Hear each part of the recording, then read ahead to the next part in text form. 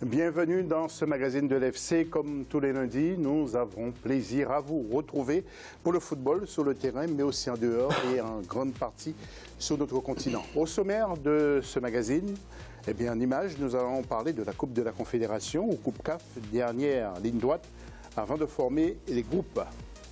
Le deuxième titre, nous parlerons de l'avenir du football algérien avec son nouveau président et surtout Rabat Madjer qui essaie de donner un nouveau souffle à ce football.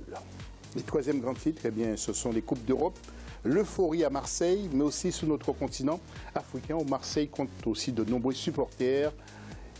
Et nous allons, après ces images, voir le plateau de cette émission. Tout d'abord, avec nous, Bilal Achourtani, qui est journaliste sportif algérien ou franco-algérien. Oui, franco-algérien. Bonjour José, bonjour tout le monde. Très content de faire partie du plateau aujourd'hui. Et nous avons plaisir de te revoir. Et il y a Walid Acharchour également, chroniqueur algérien qui travaille pour d'autres chaînes de télévision en Europe. Bonsoir. Bonjour José, bonjour à tous. Et puis Noureddine Sadi, lui, il est plus côté Radio Soleil tous les lundis. Donc j'espère que vous l'écoutez, même par le biais d'Internet, donc sur le continent africain. Bonsoir, monsieur Noureddine. Merci pour la pub. Bonsoir José, bonsoir à tous. Voilà. Et nous allons tout de suite retrouver la question donc pour les internautes. Qui peut remporter le prochain prix Marc-Vivien Fauré 2018? Vous n'hésitez pas, comme d'habitude, vous intervenez sur Africa 24 TV, Facebook ou tout simplement le Twitter avec, ou l'hashtag avec Africa 24, bien entendu. Jingle à la une pour démarrer cette émission.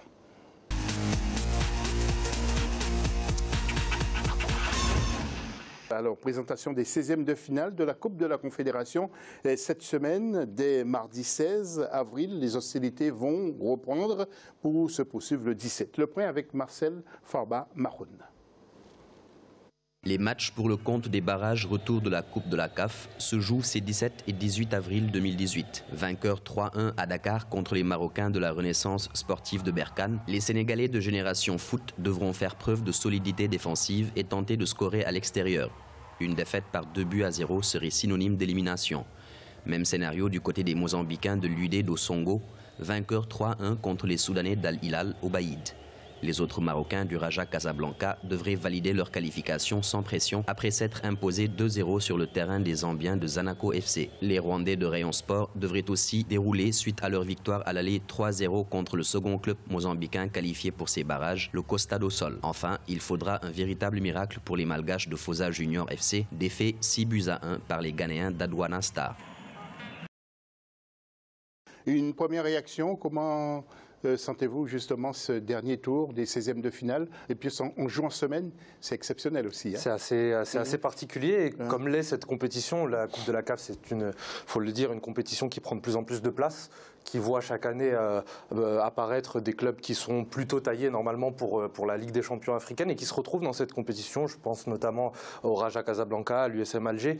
Donc pour certains, l'objectif sera de rattraper un retard au match aller qui est à mon avis surmontable. Pour d'autres, comme le Raja par exemple, l'idée sera de confirmer les belles choses montrées lors des matchs allés. Nous allons voir les tables tout à l'heure. Walid, qu'en pensez-vous de ces 16e de finale retour? Non, ça a été intéressant sur le plan du jeu. On a vu des équipes, Bilal vient de les citer, notamment le Raja, qui ont proposé quelque chose d'attrayant, notamment offensivement. Donc oui, moi j'ai globalement été satisfait sur certaines rencontres du jeu proposé. Et c'est intéressant pour la suite de la compétition parce que pour les spectateurs et ceux qui la suivent, c'est toujours mieux de voir du beau football. Et nous allons voir le tableau justement et avec Noureddine, nous allons apporter quelques commentaires. On parle beaucoup du Raja de Casablanca, mais Raja peut aussi démériter, hein, Noureddine, on ne sait jamais. Oh, je pense comme les amis viennent de l'évoquer, le fait de revenir avec 2-0 de l'extérieur de Zanaco, même si Zanaco, moi, rappelez-vous, ils étaient plutôt une équipe qui évoluait dans la C1, l'équivalent de la C1 de la Ligue des Champions. Mais je pense surtout pour les CR Belouizdad, c'est une équipe, on va dire, modeste dans le championnat. vu les résultats, pas vu l'histoire du club qui revient un petit peu, qui donne une bonne impression. Et surtout, cette équipe de RS de Berkane, cette équipe là où il évolue, le meilleur buteur du Chan dernièrement, qui a marqué le but. Il revient 3 buts à 1 de l'extérieur, mais je pense le but marqué par El Kaabi, celui qui a été rappelé par Hervé Renard pour évoluer au sein de l'équipe A du Maroc. Il peut faire partie de cette équipe qui va évoluer en Russie. Je pense que cette équipe aussi, ça sera peut-être un outsider à suivre de très près, entre autres, à ne pas oublier la performance aussi des équipes ghanéennes qui ont une habitude dans les compétitions, les 2 compétitions. Et là, ils confirment avec un retour peut-être après leur absence sur l'aspect international de leur équipe nationale A. Oui, justement, Raja Casablanca qui avait gagné 2 buts à 0 à Zanaco. Et je vois mal justement comment le Raja ne pourrait pas se qualifier. Il y a aussi USM Alger qui reçoit Plateau United. Parmi les autres matchs, Al-Masri, SF Mounana. Il y a beaucoup de rencontres. Donc je rappelle, sur 2 jours, les 17 et 18. Messieurs, vous avez quelque chose à rajouter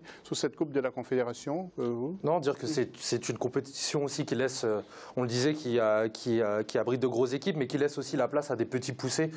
Nordine a cité très justement le CRB qui n'a pas une énorme histoire continentale. On peut aussi rappeler les années précédentes, la finale qu'avait joué le MOB, qui est un club promu algérien qui s'est retrouvé en finale.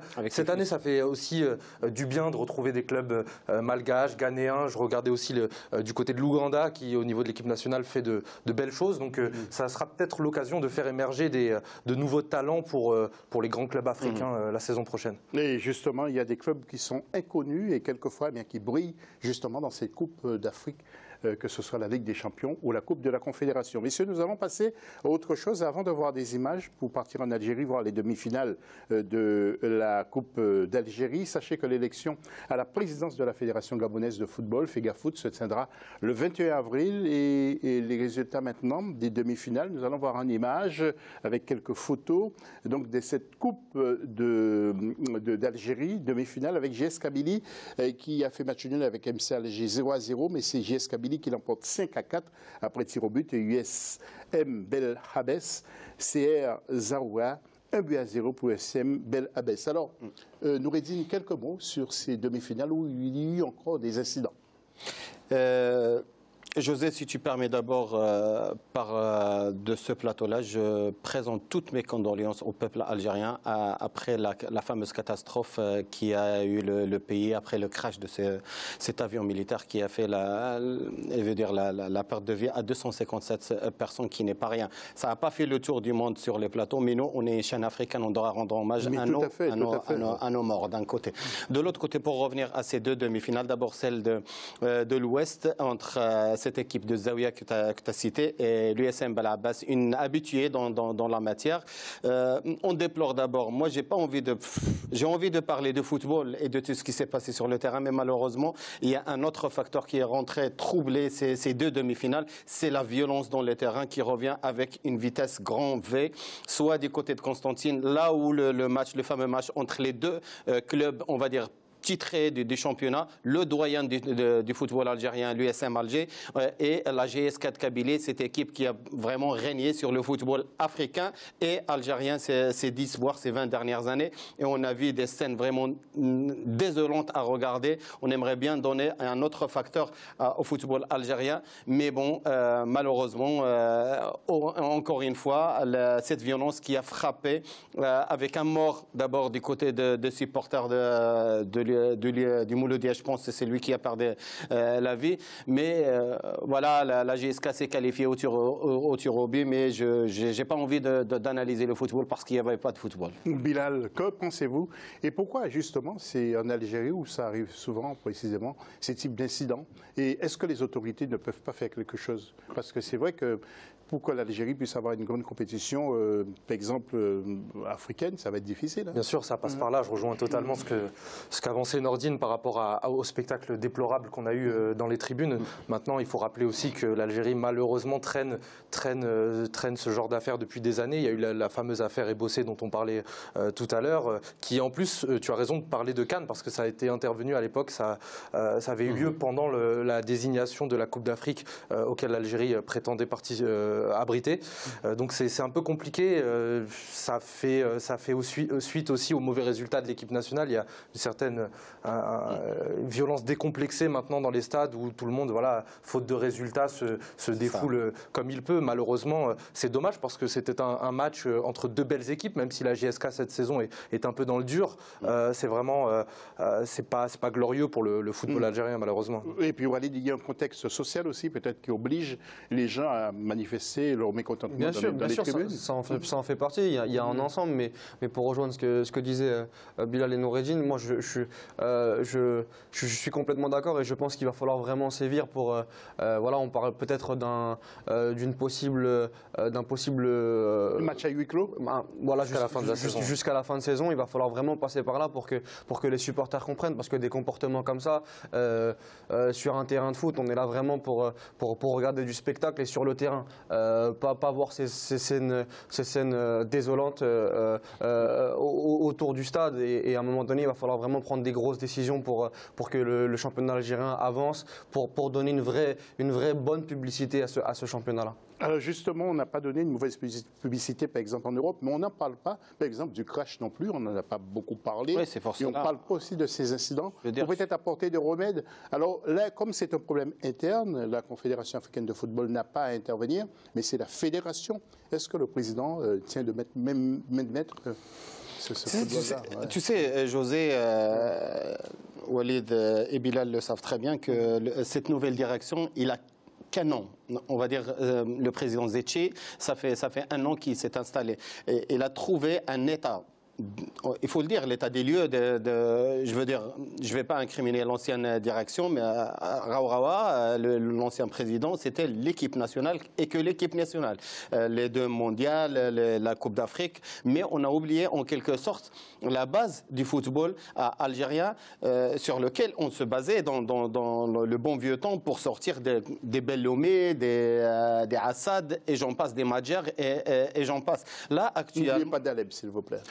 Oui, même si Dalab, il a évolué plutôt la plupart de son temps ici en Europe. Mais c'est un grand joueur, c'est une gloire du football algérien. Mais je parle des gens qui sont sortis de vivier algérien, des clubs de formateurs, soit l'USM Lara, soit le Mouloudia, soit le Mouloudia d'Oran. Beaucoup de clubs qui sortaient des grands joueurs, les Ben Saoula de l'Ouest, et j'en passe. La liste, elle est très très longue.